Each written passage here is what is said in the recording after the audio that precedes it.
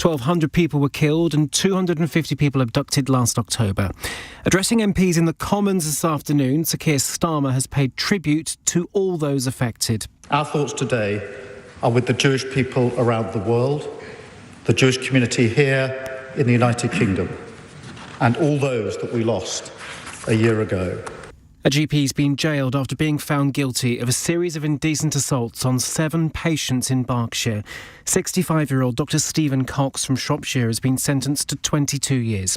He assaulted women during routine medical examinations over a period of 9 years between the 1980s and 1990s.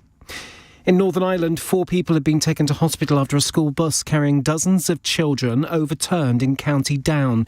No one's been seriously hurt. Boris Johnson has told LBC Sue Gray was able to hold on to her position for as long as she did because she knows where the bodies are buried. Sir Keir Starmer's Chief of Staff resigned yesterday following weeks of speculation around her role. The former Prime Minister says he didn't think she would last long in the position. She was always a goner as soon as it became clear that her son had received money for his campaign. He's a Labour MP now, from a guy called Wahid Ali, who then got a pass to enter number 10. And I thought that was going to be a tough one for her. And you can hear the full interview with Nick Ferrari on LBC from 7 a.m. tomorrow. And officials in Florida say the state could see its biggest evacuation in 7 years when Storm Milton hits. It's been upgraded to a Category 4 hurricane with winds of 150 miles per hour. Weather expert Dr Jennifer Collins has told LBC it's extremely serious. We haven't seen it for a long time. The last major hurricane to hit the Tampa Bay region was in 1921, so we don't have a memory of that. We don't have a memory of anything like this. In the city, the FTSE 100's closed up 22 points at 83.03. The pound buys $1.30 and €1.19. LBC weather, heavy rain spreading across the south and Northern Ireland tonight, mainly dry elsewhere and a low of 4 degrees. From Global's newsroom for LBC, I'm Daryl Jackson. This is LBC from Global, leading Britain's conversation with Iain Dale.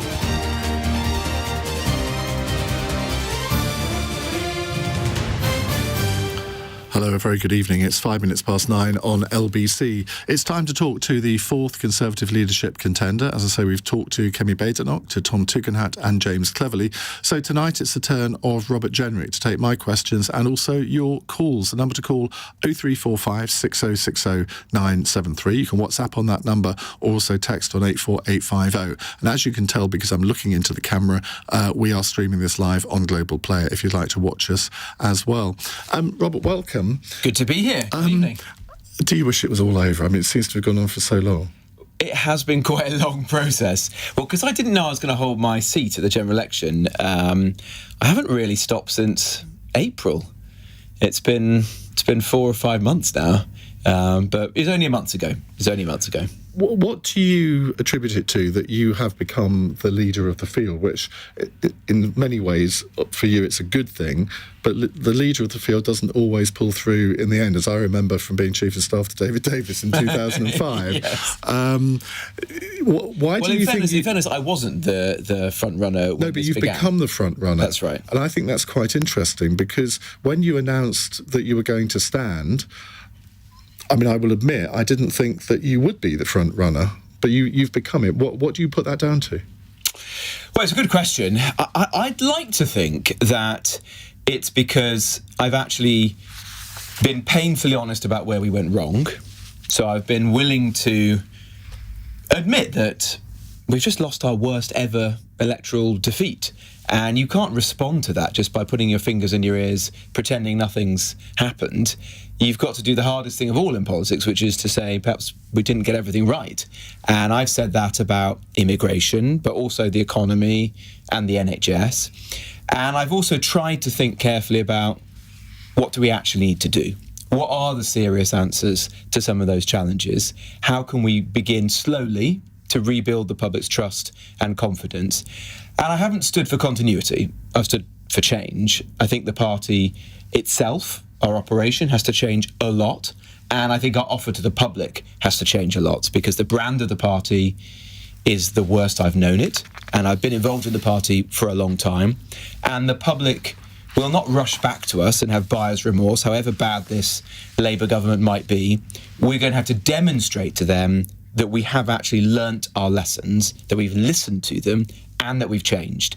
And I think colleagues in Parliament and members across the country have responded to that message of change.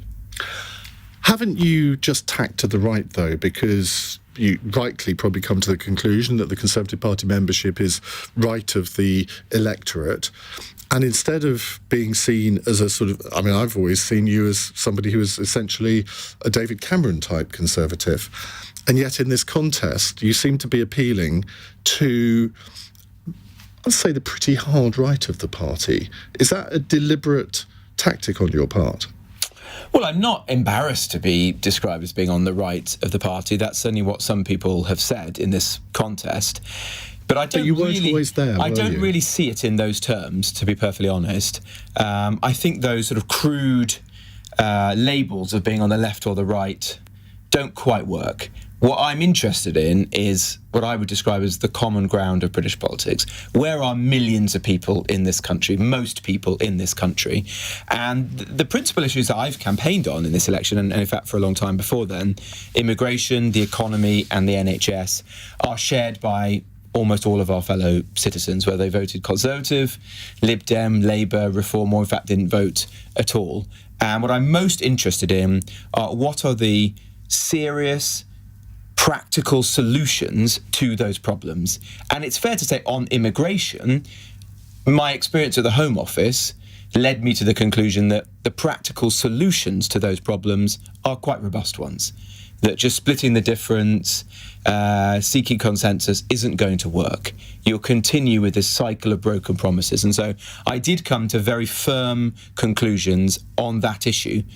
But, on the other issues that we face as a country, I would describe myself as a pragmatic Conservative who wants to find the sensible solutions that will actually help make our country better off. Do you think, though, that, the accusation, particularly on immigration, is that some of the language that you've used is sort of more extreme than Suella Braverman's language? And, I was shall we say, quite vocal on what I thought of some of the things that she said. You seem to be adopting a more hardline approach than Suella Braverman did. Well, I do try to choose my language carefully. I think that you have to persuade people rather than needlessly provoke them. But I do think it's incumbent upon politicians not to shy away from difficult issues. And on immigration, on extremism, integration, crime, these are hard issues which a lot of people in our country are crying out for people who are willing to stand up, to voice their concerns, to do so in a sensible and reasonable manner, as you rightly say, but not to be cowed. And I'm not prepared just to ignore these issues, to put our heads in the sand about some of the challenges our country faces out of fear of being mischaracterised by our opponents or by parts of the media. And if politicians like myself don't do that, and parties of the centre-right or the centre-left don't do that, then don't be surprised if other parties rise up and darker forces in our politics, as you see in Europe and in other parts of the world. That's why I think it is very important to give voice to the silent majority. You were a leading Rishi Sunak supporter when he became Prime Minister. I think a lot of people were quite surprised you weren't made a full cabinet minister. And I remember at the time thinking, he's put Robert Jenrick into the Home Office to keep an eye on Suella. Now, I don't know how true that was. You're giving me a very inscrutable look there. Well, I don't know if that's true either, although you're not the first person to suggest that. But Rishi never said that to me. But if your point is what changed. My point is that you've become more hardline than she has in some ways. Well, I think I don't know about that, but I do think that my experience at the Home Office led me to certain conclusions. And that was because what I saw there was the really serious harm that I would argue illegal migration is doing to our country. And I didn't just sit behind my desk at the Home Office. I got out and about. I went to Dover and met families who had illegal migrants fresh off boats, in their kitchens and in their gardens. I went to the aftermath of riots outside asylum hotels. I went to the site that we have, Manston, that was overflowing with new arrivals in very poor conditions. And it led me to the view that this was a real crisis and we had to do something about it. And on legal migration, I very rapidly came to the view that the very large numbers of people coming into our country every year, perfectly legally, were doing a lot of harm. It was exacerbating the housing crisis. It was making it very difficult for people to access GPs and doctors. And in some parts of our country, it was making us divided. It was not the united country that I wanted to see. And so I began arguing relentlessly for changes to both of those systems. And ultimately, when I couldn't get any more out of the Prime Minister and the Cabinet, I chose to resign and make the argument on the backbenches and in the country.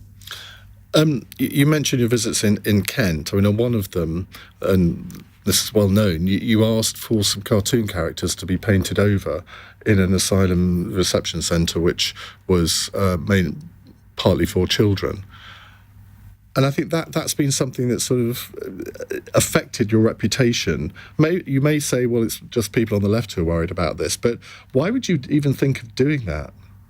Well, look, I wouldn't do it again, but the issue arose because we had reception centres where new arrivals were coming through, and I was very concerned about the number of people who were coming who were adults posing as children and were breaking the law and then placing genuine children and all of the people who cared for them, like foster carers, schools, in great danger. And so I did feel that we needed to treat some of these places of first arrival, these are just the first few hours in the UK, as, to an extent, a law enforcement environment in which you tried to weed out these people because they were real dangers to genuine young people.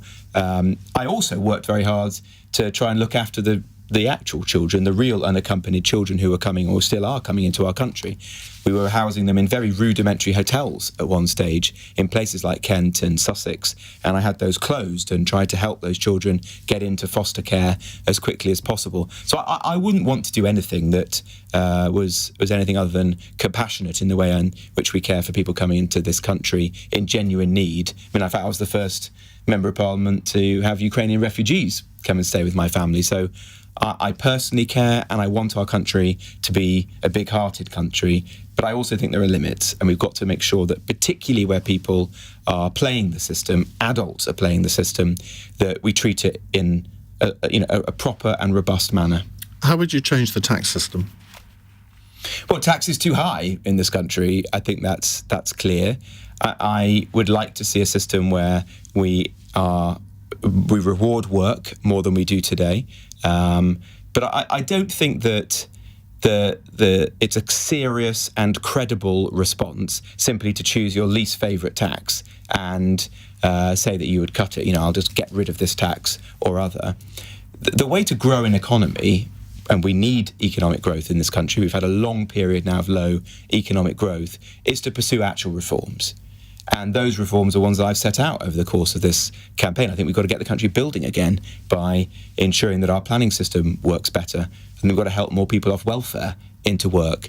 I've said that I want to give young people real skills, not low-value degrees. And I would be willing to see poor-performing universities close and be turned into hubs for apprenticeships. And I've said that we need a different energy policy as a country where, yes, we do try and cut emissions, but we don't do so on the backs of working people and by deindustrialising our country. A very different policy to what Ed Miliband is now pursuing, where we actually try to go for cheap and reliable energy to make ourselves more competitive.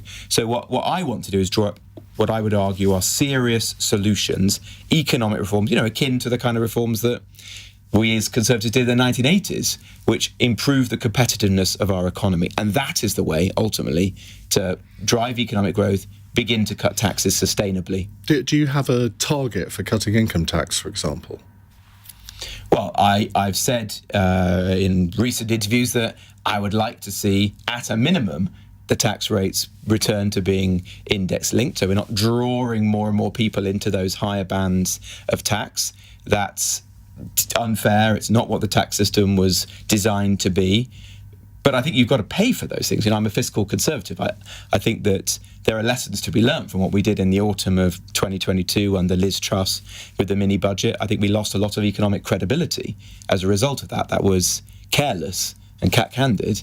And if there are a couple of big things that we've got to repent for and learn our lessons on. One is immigration and the poor decisions that we took on that, or the ministers at the time did. The other is our reputation for sound management of the public finances. And so going around just announcing taxes that you're going to cut at this stage isn't the right approach. What I have to do, if I'm lucky enough to lead the party, is to begin to restore the public's trust in us for looking after their savings, their pensions, their mortgages, their small businesses, which they expect the Conservative Party to do. Given how Liz Truss has behaved since she left office and some of the things that she said, would you withdraw her Conservative Party membership or even stop her going to next year's Conservative conference? I wouldn't do that, but I do think that the party has to move on from that period. It's not helpful to the Conservative Party. But that would be a dividing line, wouldn't it? I think people would see that this was a very different Conservative Party. Well, the language that I have used, I think, uniquely amongst the leadership contenders in describing the mini budget, I think already makes clear my own views. I think that was unconservative. It was not a serious intervention. And the task for the party now is to reclaim the mantle of low tax, pro-growth, which was set back, I would argue, by the events of that budget, but do so in a very different manner, which is much more serious than that. Right, I have some more questions for Robert Jenrick. I know you do too, because I can see them coming through on the phones. 0345 6060 973. It's 19 minutes past 9. LBC. The plant near the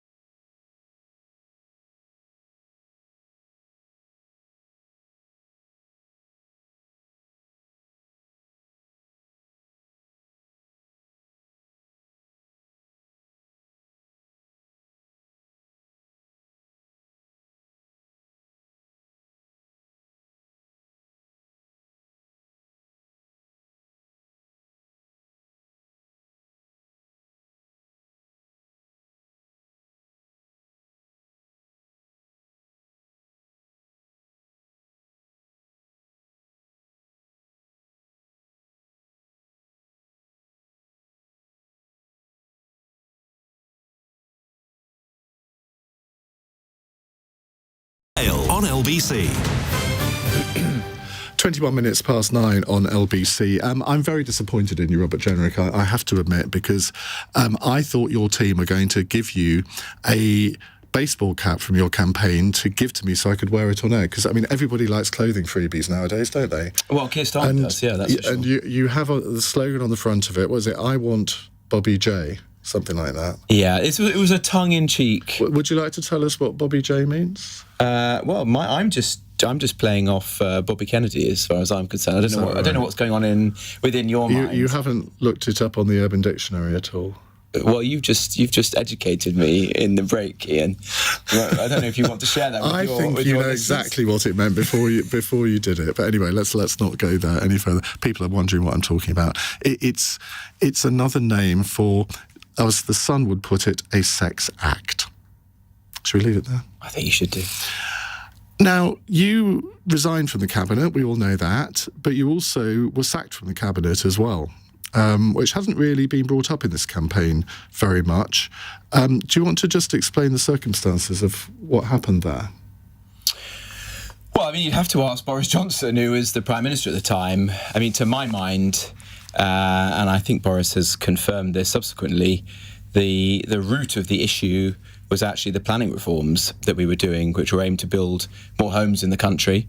And he and some Conservative colleagues became increasingly concerned that they would cause issues in parts of England. I think that was a big mistake. I mean, I think that the decision not to pursue those reforms cost us growth, jobs, and above all, homes that young people in our country need. And so one of the things I stand for in this leadership election is obviously learning the lessons from that, ensuring that we protect the countryside, but getting building, because I think we can't allow young people to continue to be trapped in their childhood bedrooms, dreaming of a home, not able to get on in life. So it's nothing to do with the planning application by Richard Desmond, which was worth apparently £1 billion, that you approved?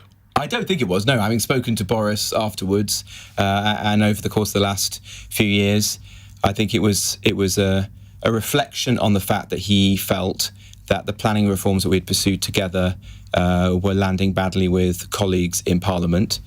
I think he would say now that was one of the big mistakes of this Parliament that's just gone, because if we had pursued those, we would have done the country a great service. We would have enabled thousands more young people and those on low incomes to get onto the housing ladder. But a lot of Conservative Party members might think, well, Boris Johnson sacked him, he resigned from Rishi Sunak's government. How loyal is he to the Conservative Party? Well, I'm the only candidate in this leadership election who served in the government of each of the last 5 Conservative Prime Ministers. Is that a good thing?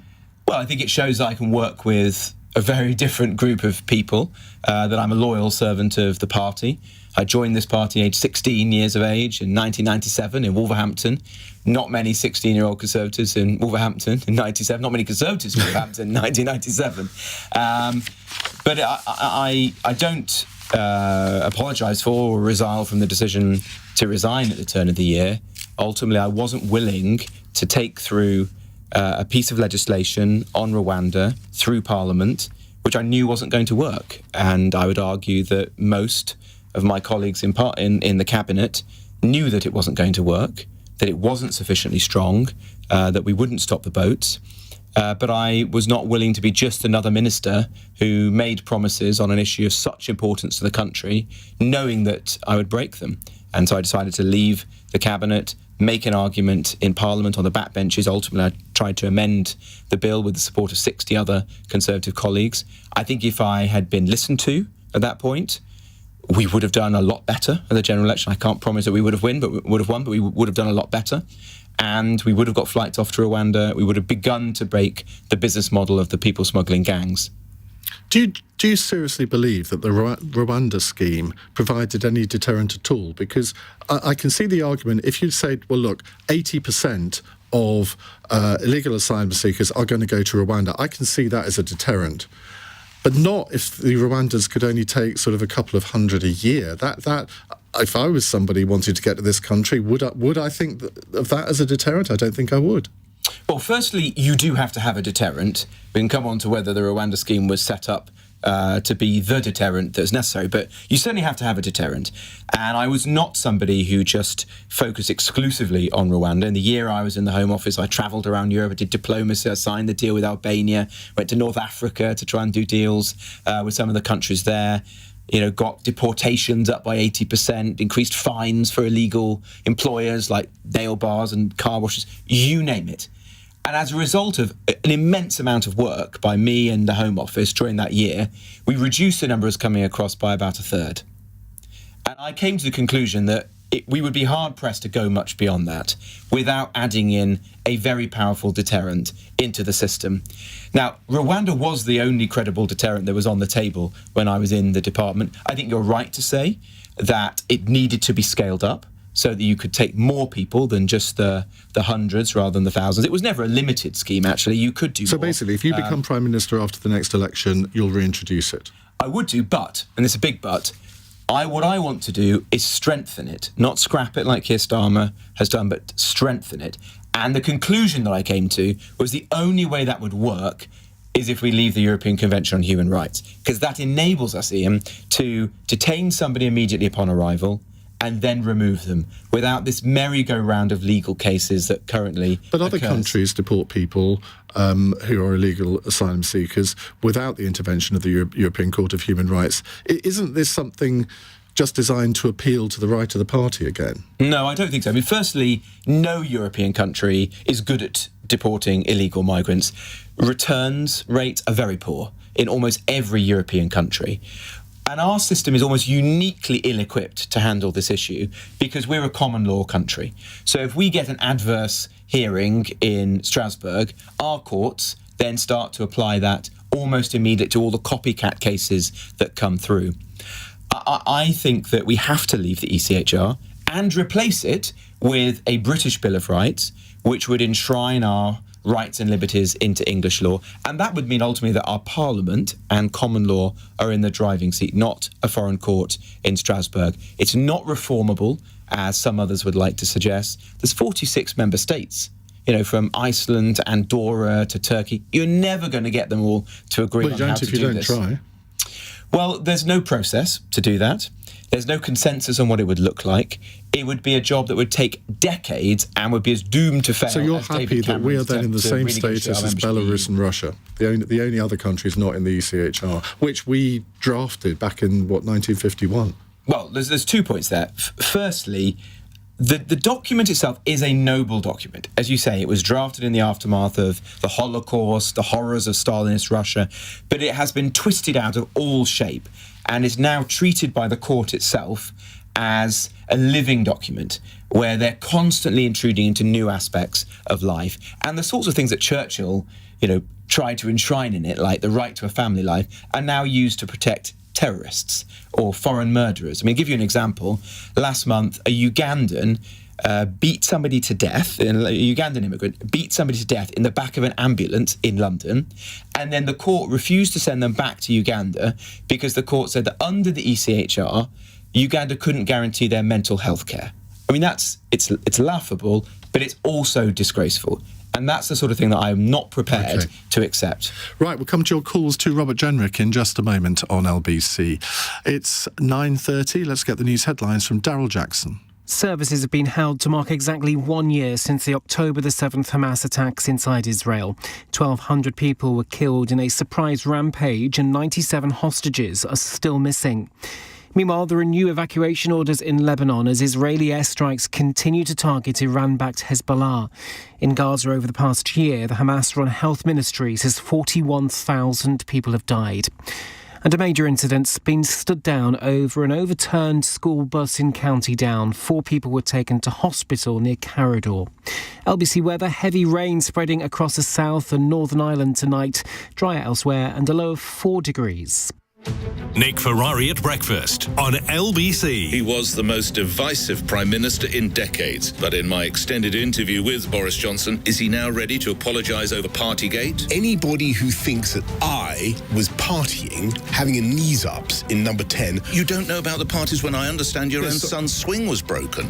You're aware of that party? Listen, I think you are because of the way you've changed. No. What rating out of 10 does he give Brexit? I give it 10 out of 10 for what it enabled us to do during the pandemic. And Boris Johnson sets his sights on the current administration. If you take 70,000 in gifts from a guy, if you then give the guy a pass to number 10, that looks corrupt. Nick Ferrari at breakfast. Back tomorrow morning from 7. With Betfair, where odds move faster than polls. Play responsibly. LBC.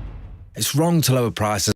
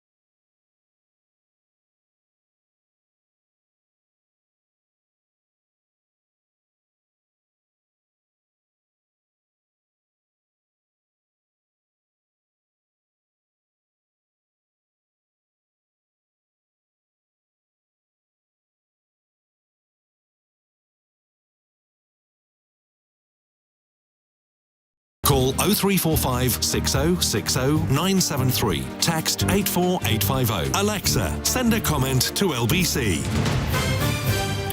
Robert Jenrick is here with us until 10, and he's going to be taking your calls now. Benji's in Westminster. Hi, Benji. Hi, Ian. Hi, what would you like to ask? I'd like to ask Mr. Jenrick, today is 1 year since the massacre in Israel last year, and we saw such huge support from the British public yesterday for the hostages. And I just wanted to ask him, I'm very disappointed with Labour's approach, and I'm wondering how he would be handling it differently if he'd be putting more pressure on the people, on the countries who support Hamas, like Iran, Turkey and Qatar, two of which are supposed to be big allies of the United Kingdom. I'm just wondering how his approach would be different, and if he would be putting more pressure on those countries who were so critical in getting their release. Okay.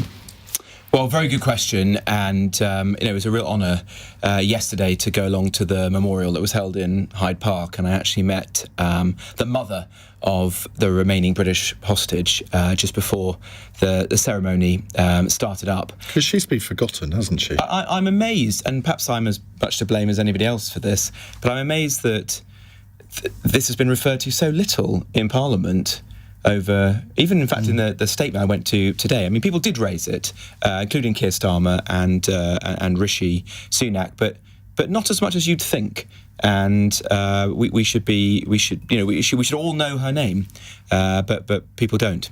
But to your broader point, Benji, look, I think that we do need to be firmer on this issue.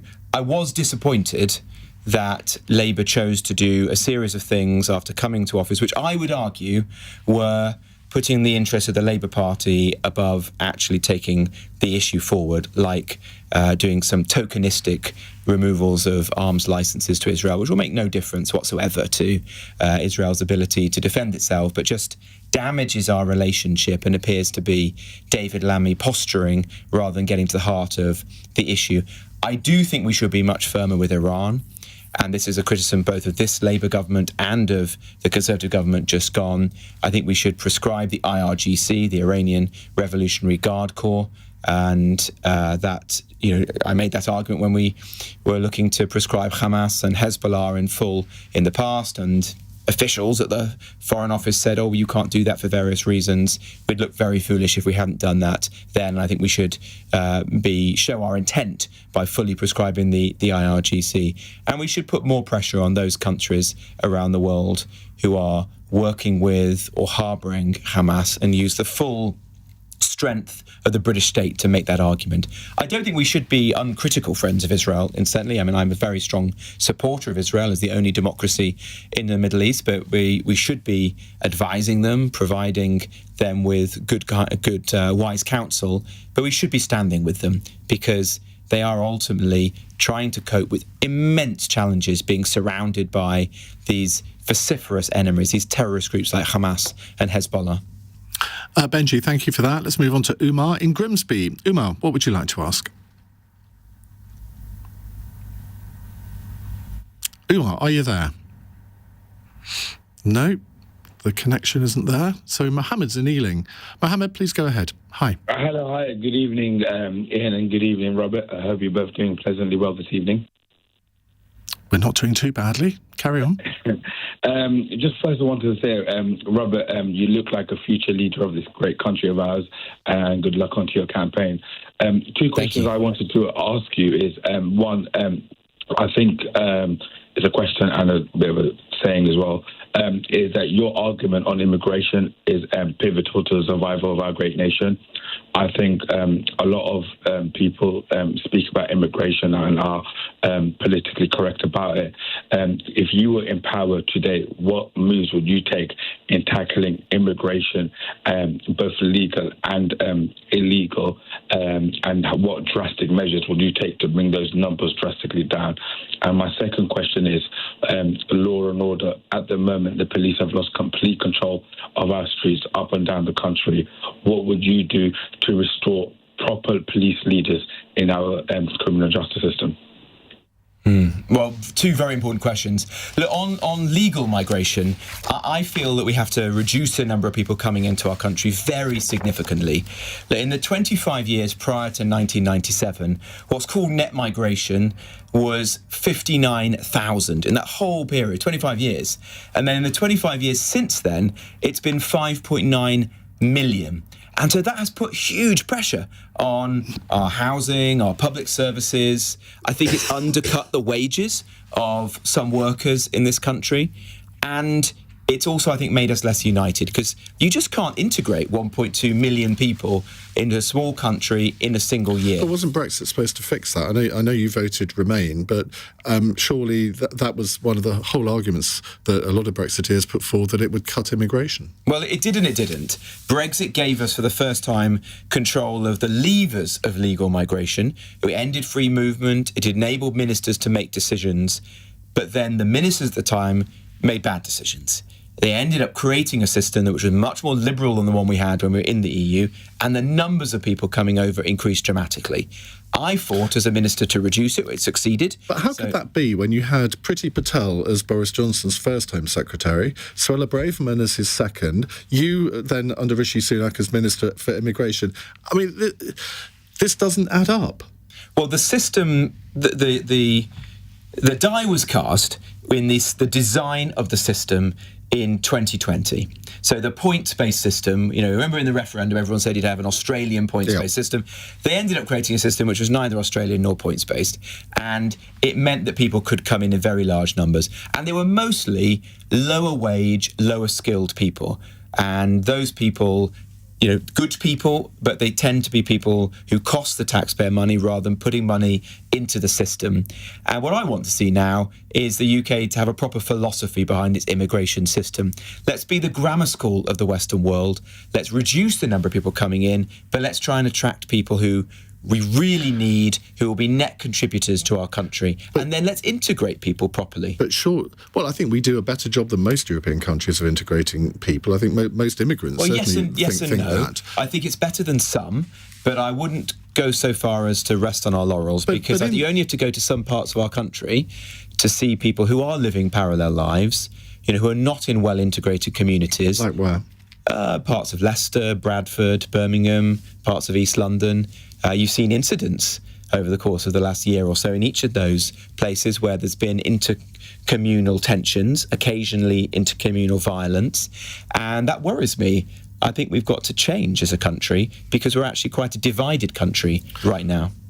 Isn't part of the issue with legal immigration that it's the economy that sets the limits of that, where if we can't provide skilled workers or even unskilled workers for various industries, inevitably they're going to have to look abroad. You look at the NHS, where 22% of the NHS workforce comes from abroad. Now, but if you just under your plans for zero immigration, I mean that would really hit the NHS, wouldn't it? Well, I'm not so sure about that, because firstly we're talking about returning to the kind of levels that were just normal for most of our history as a country. It's only in the last 25 years, and in particular in the last couple of years, that the numbers have spiked so much. And what I'm saying is, I'm not pretending it'll be plain sailing. It's a big change from where we've been in recent years. But what I'm saying is link it up with skills policy. So we're training young people to do these jobs. Link it up with welfare policy. So we're encouraging people off welfare and into work. Why hasn't that happened in 14 years of a Tory government in which you were a minister for quite a long period? There were changes, but they weren't enough. I'm being honest about what I think has happened. I think we failed on immigration quite badly. And it's better that we say that now and try to regain the public's trust than waste years before we reach that conclusion. There's a couple of issues, of which immigration is the most obvious, where we got it badly wrong. And I think the system that we designed immediately after Brexit was almost like sticking two fingers up to the electorate. The public, by and large, voted for controlled and reduced immigration. We did the opposite. We have to be honest about that. And then we can say to the public, look, we're under new management now as a party. We regret what happened. We are going to be serious. And what I'm proposing on legal migration is that we demonstrate that by saying we're going to get Parliament to set a legally binding cap, which will be a democratic lock, the opposite of what happened last time. So we can look the public in the eye now and say, we will do it this time. But that's with respect, populist nonsense, isn't it? I mean, Parliament must Australia does this. But there are other countries around the world that do this. I wrote a 100-page report with another MP, Neil O'Brien, for the Centre of Policy Studies, setting out how you would do this. Okay, you're the Prime Minister, you have this cap. What would the penalty be to you and your government if that cap wasn't met? Well, it would be set by Parliament. I know. And so it would be legally binding. That's the point. But what if it isn't met? You'd be breaking the law. And what would the consequence be? Well, I think take up a prison place. I take your point. There's no point in having a cap if there's no consequence to breaking it. Well, the problem is there would be, in the sense that what I've proposed is that the Home Secretary should come to Parliament, present an immigration budget, set out the caps for each of our visa categories, graduates, skilled workers, etc., and then would be held to that. They'd be held accountable to that. But the economy doesn't work like that, does it? Because what the economy needs on January the 1st may be very different to what it needs on December the 31st. Well, it might be, but the alternative is an open-ended system. That's what we've learned. Let me give you an example. There was, immediately after COVID, a health and social care visa created. And the Home Office said, we need a few more people to come in because of the pressures we've experienced during COVID to work in the NHS, work in social care. Sounds perfectly sensible. It was open-ended. They estimated that between 6,000 and 10,000 people would come in. 400,000 people came in, and that put immense pressure on all the things we just talked about: housing, public services, etc. That is the danger if you never set limits, never set caps. And so I think you do have to have a fundamentally different system. Right. Mohammed, I will apologise because it's my fault that Robert didn't answer the second part of your question on policing, but we had a good go on the immigration subject, so forgive us, but that might come up a little bit later as well. You're listening to LBC. I'm Iain Dale. We're with Robert Jenrick. It's 9:45. Coming up at 10 on LBC, Ben Kentish. A year on from the 7th of October massacres, how did your life change that day? And how do you reflect on the events of the last 12 months? Ben Kentish on LBC. When Kate and Gervais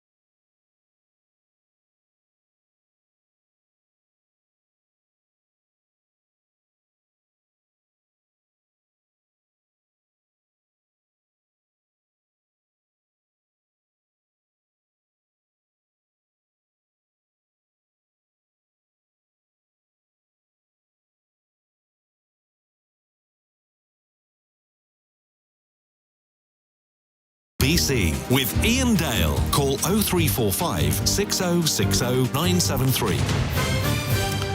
Robert Jenrick is here taking your calls. Let's go back to Umar in Grimsby. Let's hope the line works this time. Umar, what would you like to ask Robert? Hiya, I'm so sorry about the line. It just cut randomly. That's all right, it happens. Yep. I better make this quick because I've got school in the morning. But I'm going to it says that you're 14 years old. 14 years old and a political neek. Well, nothing wrong with that. What's your question?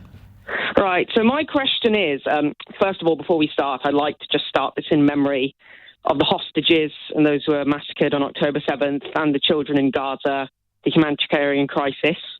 But now I'm starting. I'd like to ask Mr. Jenrick. I believe his foreign policy measures are a bit more right-wing than the majority of those in his party, from his views on Israel to terrorism to humanitarianism. And I'd like to ask him, how is he going to integrate those policies into a party which I believe is getting more centrist as the years go by?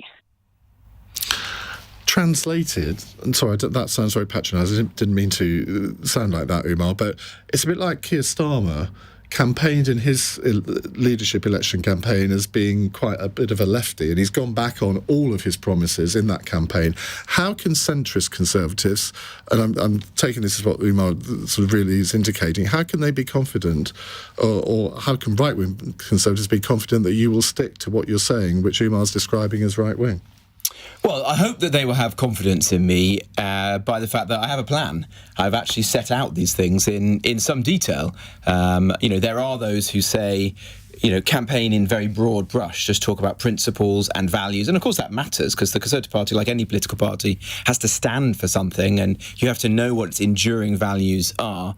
But I have gone beyond that and said that on some of the biggest issues facing our country right now, and I've set some of them out, like the housing crisis, like immigration, like how we get growth going again, how we deal with net zero in a more pragmatic manner, an actual prescription of where we should go as a country. And I think the reason to do that is that if we can settle some of those issues now, not mess around, but settle them now, then we can unite around that. I don't think unity will come just by wishing it so. Unity will come by having a very clear sense of purpose and mission for the Conservative Party. I believe that I have that, and I think we can get people back together. OK. Umar, thank you very much. Alfie is from Hampstead Garden suburb. Says here, Alfie, you're 16 as well, so we're getting all the young people tonight. Hi. Hi, my question for Robert is, basically, how is he going to protect, if he were Prime Minister, the Jewish community from the anti-Semitic hate on our streets? Because as a Jewish person, I feel threatened and worried to wear my Magen David necklace, to present as openly Jewish, because of the violence and physical abuse going on with these anti-Semitic hate marches every Saturday.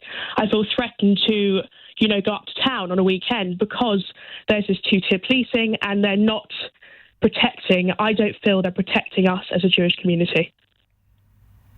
Well, I'm very sorry to hear that, but it's not entirely surprising to me. I think that it is painful and it's a stain on our society that so many British Jews feel uncertain, unsafe in their own country. And, Britain, without its Jewish population, is not Britain. So I want to tackle these issues, and I hope that you feel that I did give voice to those concerns when I was a minister in the Home Office. I want the police to be enforcing the law without fear or favour. That means not putting community relations above robust enforcement of our existing laws.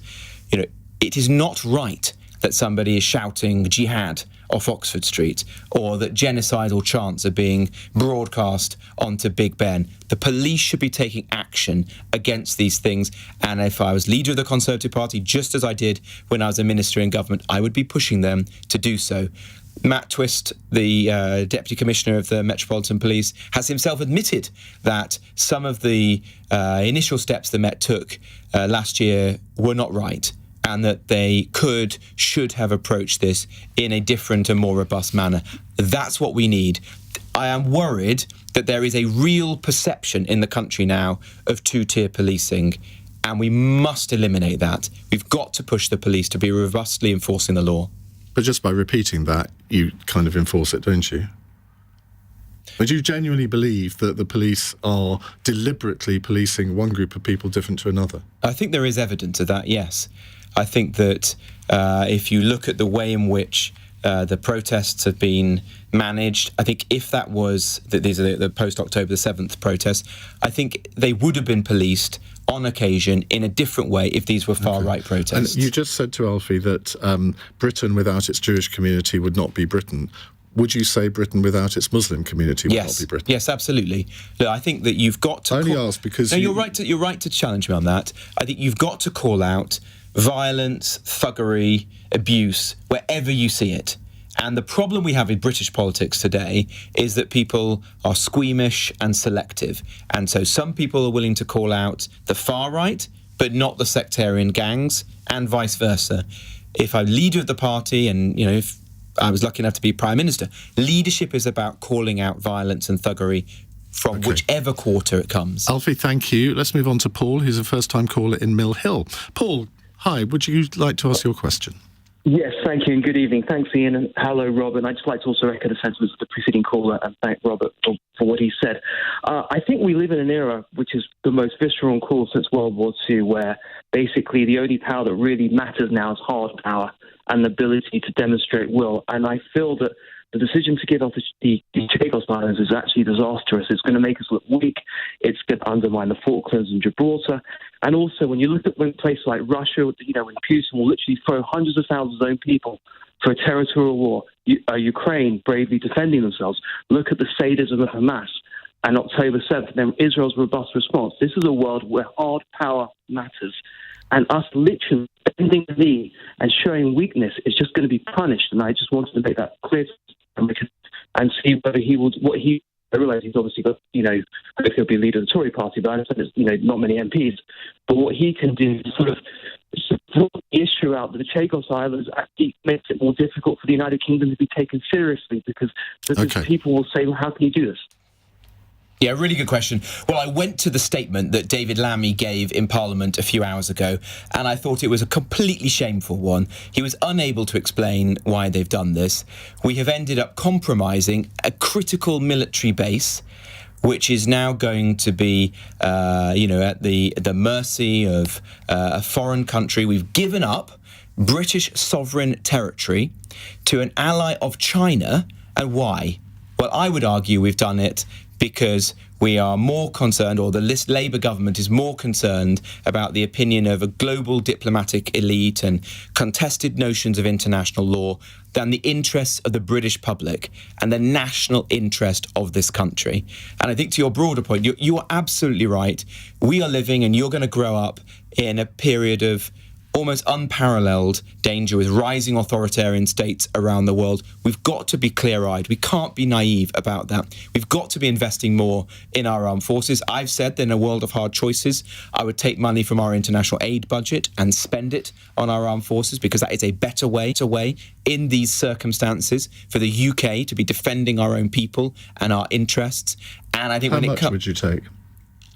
I think if you took a third of it, 11 billion. If you took a third of it, that would enable us to reach the 2.5% of GDP that all of us would like to see as soon as possible. I would like to go further. I'd like to get to 3% of GDP. That's quite a cut. Well, the aid budget is roughly in thirds. A third is being spent, I think, arguably wasted today on illegal migration. A third is on humanitarian crises. A third is on international development projects. I would take that last third, put it straight into the armed forces tomorrow. I want to fit in a text question from Steve in Wyndham in Norfolk. Can you ask Mr. Jenrick whether he has any proof of the special forces killing people illegally? If not, he should withdraw that statement and apologise. I mean, you know the controversy that your comment on that video has caused. Virtually every Conservative MP I spoke to at the party conference was appalled by your comments. How can you still defend them? Well, that was not the point that I was making. I was, in fact, defending our armed forces. The point is this. The military planners who are determining how we intervene are having their discretion fettered by our human rights apparatus. So instead of, say, sending in members of the special forces to detain an individual from whom one might get intelligence, we are sending in a drone strike to take a lethal action. That is not sensible. But that is not what the military experts are saying. Again, I've spoken to quite a few about this over the last week. It's what our former Defence Secretary, Ben Wallace, he didn't quite say that, did he? Let me give you an example. He said that he thought it would be unlikely that the UK would be able to mount an operation like the United States did to detain or to kill Osama bin Laden because of our membership of the European Convention on Human Rights. I don't think that's sensible. We've got to be giving our military planners complete freedom to take action within the law, obviously. And I was not suggesting that our British armed forces, our special forces, are conducting extrajudicial killings. You undermined the SAS by those comments. No, they feel undermined. I would not wish that to be the case. I was defending them and saying that we have to find a better way in which the military planners, the generals and the ministers are able to take the right decision in our national interest and to protect the lives of those brave men and women. Right. Quick fires to finish. I know you all love this, really, even though you say you don't. Sunak or Truss? Rishi. Say something nice about Keir Starmer. Oh, he's got nice glasses. I think it's so nice hair. Thanks to Lord Allen. Who's the opposition politician you most admire? I like John Healey. I've worked with him. I think he's a serious person. I want him to get more money for our armed forces, but I respect him. Which of the other candidates would you most like to go for a drink with? Probably Tom Tugendhat. I like He's Tom. He's been very popular. I think all of you have said Tom. I wonder what that means. Your karaoke song of choice? Look, I have 3 young daughters, so we live with Taylor Swift songs in my mind at the moment. So Style, Blank Space, Anti-Hero, I know all the lyrics. How sad. Finally, still a Trump supporter? I do not agree with everything that Donald Trump says, no. But as a Conservative, it's natural that we lean towards Republican candidates at elections. I'm taking that you've slightly drawn back from your support for Donald Trump. Well, look, I think it's going to be a close race, isn't it? I respect Kamala Harris. Obviously, if I was lucky enough to lead the party, I would want to work with whoever's president of the United States. Robert Jenrick, thank you very much indeed. Thank you. You will find out your fate tomorrow, as the other 3 will. Are you 100% confident you'll make it to the final 2? I'm pretty confident, but, I'm not stopping, not being complacent. Well, thanks for all of your calls and messages this evening. I'll be back tomorrow from 7. I'll be joined on the panel for Cross Question by the Cabinet Minister Lucy Powell and the Spectator's political journalist Cindy Yu.